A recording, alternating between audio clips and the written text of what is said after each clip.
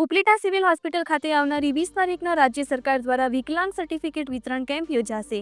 ગુજરાત સરકાર દ્વારા વિકલાંગો માટે અનેક સેવાકીય કાર્યક્રમ યોજવામાં આવે છે, તેમજ દરેક વિકલાંગ વ્યક્તિ કે જેને હાથ પણ અથવા કોઈ શારીરિક ખામી જણાય તેને સહાય રૂપે અનેક આયોજનો કરાતા હોય છે અને હાથ પગની ઉણપવાળા વ્યક્તિઓને કૃત્રિમ હાથ અથવા કૃત્રિમ પગ આપવાના આયોજનો કરતા હોય છે। ત્યારે આવનારી 20 જાન્યુઆરીના રોજ રાજ્ય સરકારની સમાજ કલ્યાણ યોજના તેમજ ઉપલેટા સિવિલ હોસ્પિટલના સહયોગથી હોસ્પિટલ ખાતે એક ભાગ્ય કેમ્પ યોજવાનો કાર્યક્રમ થવા જઈ રહ્યો છે, જેમાં ઉપલેટા તાલુકાના તમામ ગ્રામ્ય વિસ્તારો સહિતના દિવ્યાંગ વ્યક્તિઓને દિવ્યાંગ કાર્ડ કાઢી આપવામાં આવશે અને સરકાર શ્રી એના સમાજ કલ્યાણ કેમ્પનો લાભ લેવા તમામ તાલુકાના દિવ્યાંગ વ્યક્તિઓને આયોજકોએ આહવાન કર્યું હતું।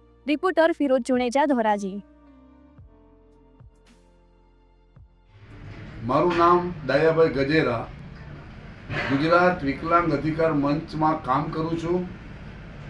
સરકારશ્રી તરફથી સમાજ કલ્યાણ અને સરકારી દવાખાના તરફથી તારીખ 20ના રોજ ઉપલેટામાં દિવ્યાંગજનો જેઓ અસ્થિ વિષયક, અંધત્વ, કાનમાં સંભળાતું ન હોય કે જે અમુક પ્રકારના જે રોગો, જે સ્નાયુના રોગો ધરાવતા હોય તેવા દિવ્યાંગજનોને મેડિકલ સર્ટિફિકેટ કાઢી આપવામાં આવશે।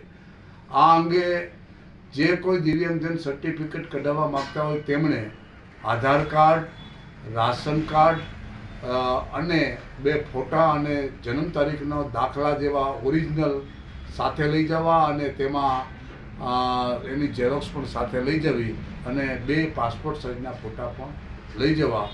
20 તારીખે ઉપલેટાના કોટેજ હોસ્પિટલમાં સવારે 10 વાગ્યા પછી આ કાર્યક્રમ શરૂ થવાનો છે, માટે દરેકને ઉપલેટા તાલુકા પૂરતો જ હોય, ઉપલેટા તાલુકાના દરેક દિવ્યાંગજનોને આનો લાભ લેવા વિનંતી।